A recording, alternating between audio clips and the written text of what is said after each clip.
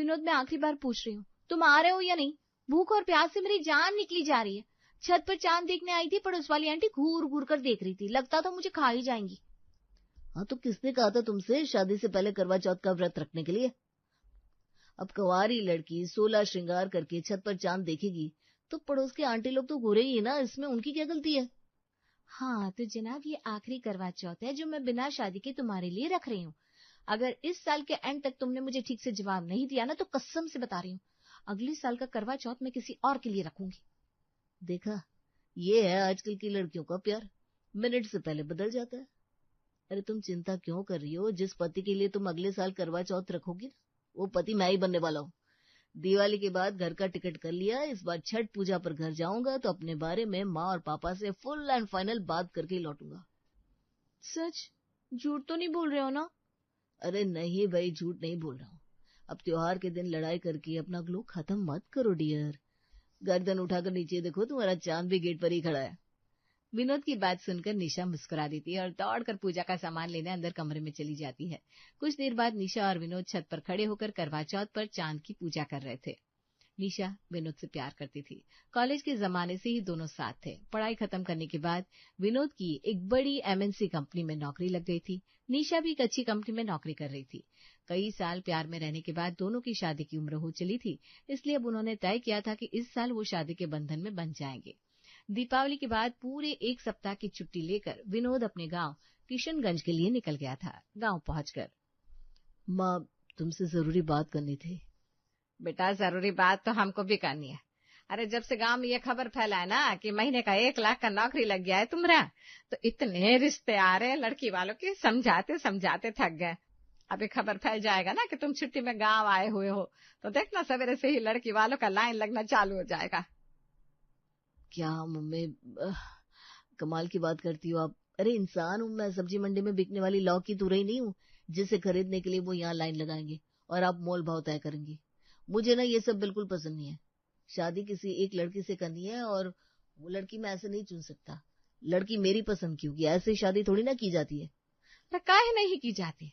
तुमको पता है कितना बड़ा बड़ा ऑफर लेकर आ रहे हैं वो। राम खिलावन पूरे 20 लाख रुपए कैश देने को तैयार है। बहुत डिमांड है तुम्हारे जैसे पढ़े लिखे अच्छी कमाई करने वाले लड़के का यहाँ गांव में। सब कोई अपनी लड़की को तुम्हारे साथ सेट करने पे लगा है। मैंने बोला ना मम्मी, मुझे ये सब बातें बिल्कुल पसंद नहीं है। अरे शादी कोई 20-25 लाख देकर थोड़ी ना की जाती है। शादी तो मैं उससे करूंगा जो मुझे पसंद होगी, और मुझे निशा पसंद है। निशा के बारे में बात करने के लिए मैं इस बार घर आया हूँ, और तुम यहाँ पर दहेज वाले रिश्तों की कहानी लेकर बैठ गई। क्या कहा? अपनी मर्जी से लड़की भी पसंद कर लिए तुम? अरे माँ बाप कितनी मेहनत से तुमको पढ़ाए लिखाए इस काबिल बनाए, क्या आज इतना बड़ा शहर में अच्छा रुपया कमा रहे हो और तुम माँ बाप की मर्जी के बिना ही अपना रिश्ता तय कर लिए? कितने सपने देखे थे हम कि तुम्हारी शादी में जो रुपया मिलेगा उससे वो लंबा वाला गाड़ी खरीदेंगे, 3 तल्ले का मकान बनाएंगे, रिश्तेदारों को जलाएंगे। लेकिन तुम तो हमारे सारे अरमानों पर पानी फेर दिए। नालायक निकले तुम एक नंबर के। देखो बेटा, वो निशा दिशा जो कोई भी है ना, उसको समझा बुझा कर बना कर दो। पढ़ने के लिए तुमको शहर भेजे थे जरूर, लेकिन इसका मतलब ये नहीं कि अब तुम शहरी बाबू बनकर गांव के रीति रिवाजों से दूर हो जाओ। गांव के बच्चे हो तुम, तुम्हारी शादी तुम्हारे माँ बाप की पसंद से, यहाँ के रस्म रिवाज के हिसाब से होगी। अरे हम देख समझ कर रिश्ता करेंगे, तुम बच्चे हो, तुम्हें क्या पता शादी ब्याह किस तरह से तय किया जाता है। बात यहाँ रस्म रिवाज की नहीं है माँ, 20 लाख के दहेज की है। इसलिए मेरी बात सुनने में खराब लग रही है आपको, क्योंकि मैं इस समय तुम्हें तुम्हारा बेटा नहीं खजाने की चाबी नजर आ रहा हूँ, और तुम अपना बेटा उसके हाथ में सौंपना चाहती हो जो तुम्हें इस खजाने की अच्छी कीमत देते, ताकि जो जीवन भर हमको पालने पोसने में कष्ट उठाए हो ना, उसकी कीमत मिल सके आपको। बदतमीज, यही सब सिखाकर बड़ा किया है क्या तुमको? अरे बड़े शहर में जाकर माँ बाप के साथ जुबानी चलानी सीख गया है। तुम हमारे गांव के पहले लड़का हो जिसकी इस तरह से शादी हो रही है। हमारे यहाँ का यही दस्तूर है, जितना बड़का लड़के की नौकरी उतना बड़का दहेज। और हम कौन किसी दरवाजे जाकर पैसा मांगे हैं? लड़की वाला खुद देने को तैयार खड़ा है, तो घर आई लक्ष्मी को ऐसे कौन ठुकराता है? देखो माँ, मैं साफ साफ कह रहा हूँ, शादी मैं सिर्फ और सिर्फ निशा के साथ करूंगा और बिना दहेज के करूंगा। दूसरी बात, निशा से ना भी करनी होती ना, तो भी ऐसे अपनी कीमत लेकर सौदा करने वाले से तो हरगिज शादी नहीं करता मैं। चलता हूँ मैं। अरे कहाँ जा रहे हो? पूरे 1 हफ्ते की छुट्टी पर आया था ना तू? आया तो था, लेकिन अब यहाँ मन नहीं लग रहा है, वापस जा रहा हूँ। और अब तभी आऊंगा जब तुम्हें मेरी बात समझ में आ जाएगी। मुझे तुम्हारा कैश कार्ड नहीं बनना। विनोद गुस्से में गाड़ी लेकर अपने घर से निकल गया। क्या बात कर रहा है? खबर पक्की है ना? कोई गड़बड़ तो नहीं है? पक्का अकेला है वो? हाँ, कच्ची खबर कहा देंगे तुम्हें। कौन पहली बार ये काम थोड़ी ना कर रहा है, तुम बस अलर्ट रहना। पूरा 8 महीना हो गया जो इसकी फील्डिंग लगा है, ससुरा गांव आने का नाम ही नहीं लेता था। कुछ ही दिन में विनोद की गाड़ी गांव से बाहर निकलकर जंगल के रास्ते पर सुनसान जगह पहुंच गई। अचानक ही विनोद की गाड़ी के सामने 2 बाइक आ जाती है। विनोद घबराकर गाड़ी रोकता है, तभी कुछ नकाबपोश लोग आकर जबरदस्ती उसे गाड़ी से उतारकर दूसरी गाड़ी में बिठा लेते हैं। अरे कौन लोग हो आप? मेरी क्या दुश्मनी है आप लोगों से? कहाँ लेकर जा रहे हो मुझे? आंख और मुंह पर पट्टी बांधो इसके। अब जो भी कहना सुनना है घर पर ले जाकर ही करेंगे। सूर्या के कहने पर साथ बैठा लड़का विनोद का मुंह और आंख कपड़े से बांध देता है और कुछ देर में वो लोग एक घर में उसे लेकर पहुंच जाते हैं। आज सुन लो सब लोग, लड़का मिल गया। कल सवेरे से कार्यक्रम शुरू करो, शाम तक सब करके निपटा देंगे। अरे वाह, बहुत बढ़िया लड़का पकड़ कर लाए हो। दिखने में भी सुंदर है और वो राजेश बता रहा था कि शहर में इंजीनियर है। हाँ तो सड़क चलते भिखारी को थोड़ी ना पकड़ कर लाएंगे अपनी इकलौती बहन के लिए। सब पता लगवा कर ठोक बजाकर उठाए इसको। ऐसे थोड़ी ना इतना बड़ा रिस्क लेंगे। भैया जी, इस विनोद का क्या करना है? पढ़ा लिखा लड़का है, रुपया भी अच्छा कमाता है, इतनी आसानी से मानेगा नहीं। अकड़ बहुत है इसके अंदर, पूरे रास्ते कुछ न कुछ बड़बड़ा रहा था। हाँ तो अकड़ ढीली करो ना इसकी। रात भर का समय है तुम लोगों के पास। इसको बताओ, शहर में जाकर कहीं यहाँ गांव की रस्म भूल तो नहीं गया? सारी रस्मों की याद दिलाओ इसको। पहली बात, सोने मत देना। दूसरी, जरा सी आवाज ऊंची करे तो जी भर के खर्चा पानी देना। खातिरदारी ऐसी करना कि कुछ भी निकले, बस मुंह से शादी के लिए ना निकलने पाए। सब समझ गया भैया जी, आप आराम करिए, इनको तो हम देख लेंगे। 1.5 हड्डी है बदन में, लेकिन 8 इतनी है, अपने बराबर किसी को समझ नहीं रहा। जरा इनको अपने किशनगंज की मेहमानबाजी दिखाते हैं। अरे भाई, कौन हो आप लोग? क्या दुश्मनी है आप लोगों की मेरे साथ? तुम्हें पैसे चाहिए, मैं देता हूँ, लेकिन ये सब करने की क्या जरूरत है? ये लो, ये मेरी घड़ी मोबाइल सब रख लो, लेकिन मुझे जाने दो। अच्छा, ये गाड़ी की चाबी भी रख लो, मैं पुलिस में कंप्लेंट भी नहीं करूंगा, पक्का, प्रॉमिस। विनोद की बात सुनकर वहां खड़े लड़के जोर जोर से हंसने लगते हैं। अरे जीजा जी, ऐसे कैसे छोड़ देंगे आपको? पता भी है कितने दिन से आपको इंतजार कर रहे थे, और एक आप एक गांव आने का नाम ही नहीं ले रहे थे। बड़े मुश्किल से 8 महीने बाद तो गांव में दर्शन हुए आपके। 8 महीने से हमारी बहन पल के बिछाकर आपका इंतजार कर रही है। अब रात भर आपकी दुल्हा बनने की प्रैक्टिस करवाएंगे और फिर कल आपके फेरे करवा देंगे अपनी बहन के साथ। हाँ? कौन बहन? कौन जीजा? मैं तुम्हारी बहन को जानता भी नहीं हूँ, ऐसे कैसे फेरे करवा दोगे मेरे? अरे जितना कहा उतना समझ में नहीं आता क्या? शादी करने के लिए जान पहचान की क्या जरूरत है? कल फेरे लोगे ना, उसके बाद जीवन भर जान पहचान बढ़ाते रहिएगा। लाखों में एक है हमारी बहन, हमारा जीवन धन्य हो जाएगा और आपका भी। और ऐसा मत समझिए फोकट में शादी कर रहे हैं। आपको घड़ी, अंगूठी, चेन, शादी का सूट, जूते, बुट्टे सब हमारी तरफ से। आप बस तैयार होकर फेरों में बैठना। अरे भाई, कौन हो तुम लोग? क्यों मेरे पीछे पड़े हो? मैंने कहा ना तुम्हारी बहन से मैं शादी नहीं कर सकता। ऐसे किसी को भी सड़क से उठाकर अपनी बहन की शादी करवा देंगे आप लोग? मैं पुलिस को फोन कर दूंगा। मैंने कहा जाने दो मुझे। सूर्य भैया ठीक कह रहे हैं, बहुत अड़ियल घोड़ा है, ऐसे बातों से नहीं मानेगा। इसको तो खर्चा पानी देना ही पड़ेगा। इसकी तब तक खातिरदारी करो जब तक ये खुद से ना कहने लगे भाई मेरे को शादी करनी है, शादी करनी है। इसके बाद वहां खड़े लड़के विनोद को बुरी तरह से पीटने लगते हैं। अरे जीजा जी, क्यों अपनी शादी में फोटो खराब करवाना चाह रहे हैं? क्या है ना कि यहाँ शादी तो आपको करनी पड़ेगी। समझदारी इसी में होगी कि बिना पिटे मान जाओ, वरना अपनी बात कैसी मनवानी हमको अच्छे से आती है।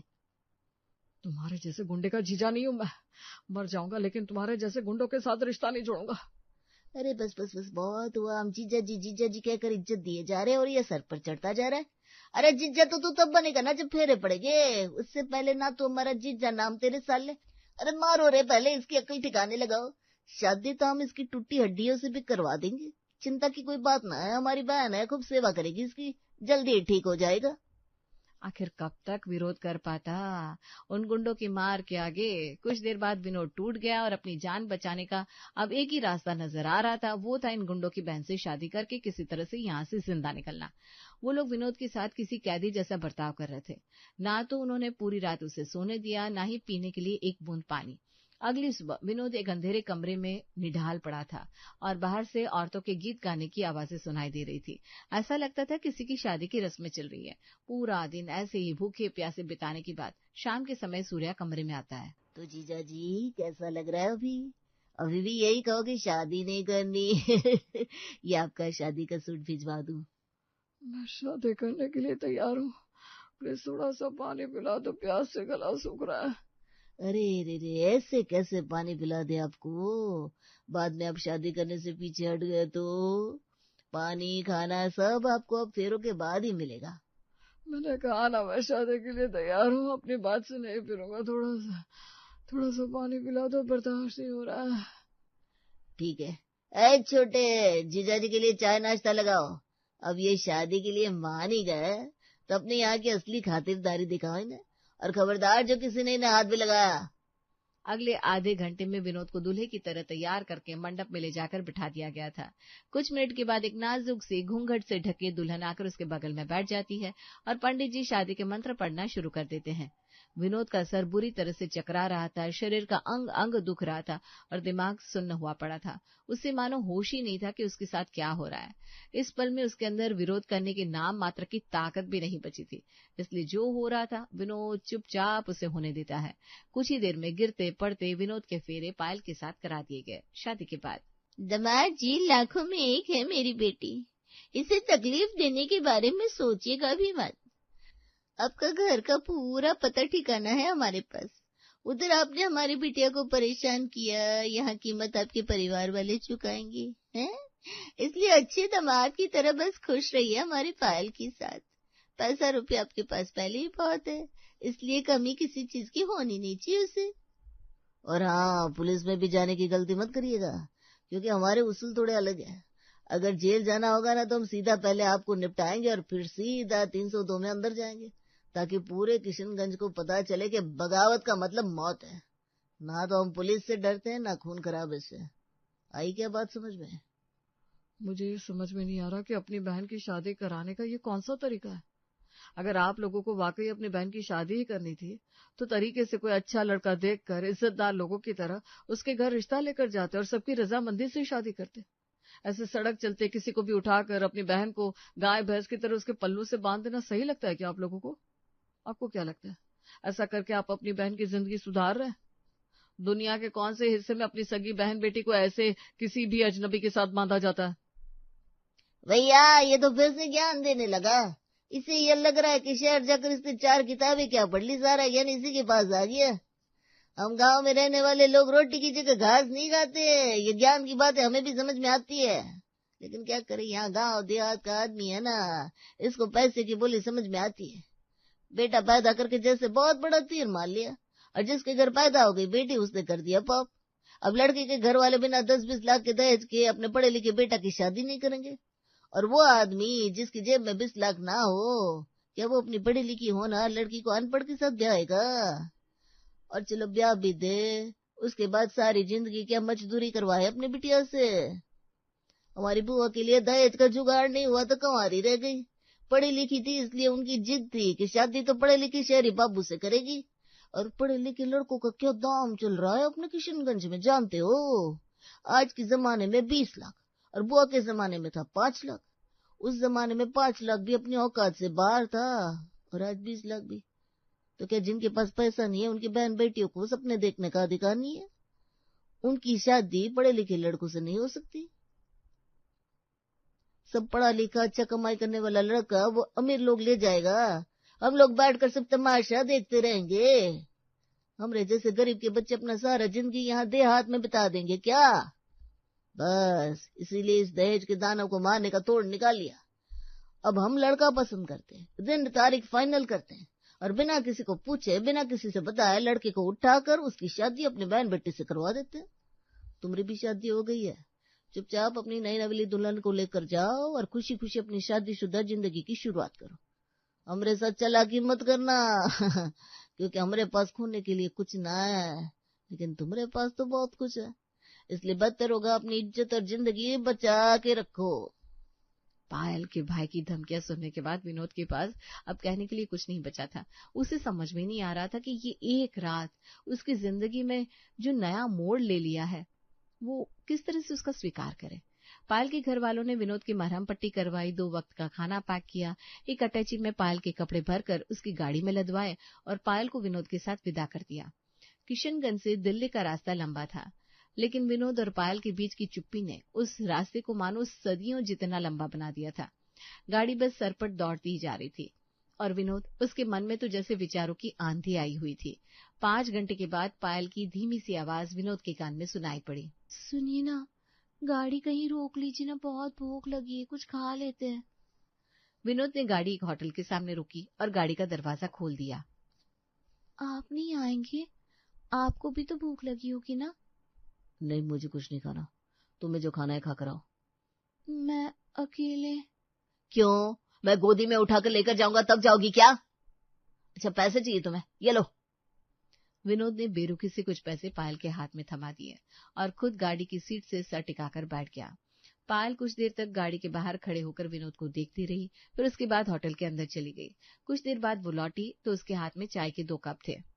चाय पी लीजिए, आपने घर पर भी कुछ नहीं खाया था, तबीयत खराब हो जाएगी। पायल के हाथ में चाय का कप देकर विनोद ने कप को पायल के हाथ से धकेल कर दूर गिरा दिया। ये सब ड्रामा करने की जरूरत नहीं है मेरे सामने। अच्छा, मैंने कुछ नहीं खाया तो बहुत चिंता हो रही है तुम्हें? मेरी आदर्श बीवी होने का नाटक कर रही हो? हाँ, ये भी तुम्हें तुम्हारे गुंडे खानदान ने सिखाकर भेजा होगा ना। ये आदर्श तब कहाँ गए थे जब तुम्हारे भाई जबरदस्ती मुझे सड़क से उठाकर शादी करने के लिए लेकर आए थे। पूरी रात बिना किसी गलती के जानवरों की तरह मारा पीटा गया मुझे। मैं बस इतना जानना चाहता हूँ कि मेरी गलती क्या थी। तुम इस गांव में पैदा हुई, तुम्हारे घर वालों के पास दहेज देने के पैसे नहीं थे, तुम्हें गांव के लड़के से शादी नहीं करनी थी, पर इन सब में मेरी क्या गलती है? मेरे साथ जो हुआ उसका जवाब कौन देगा? पायल गुस्से में सवाल पर सवाल पूछ रहा था, लेकिन पायल के पास इस समय कोई जवाब नहीं था। क्या जबरदस्ती किसी रिश्ते को स्वीकार कर लेगा विनोद? क्या होगा कहानी का अगला मोड़? जानने के लिए देखना ना भूलें कहानी का अगला भाग।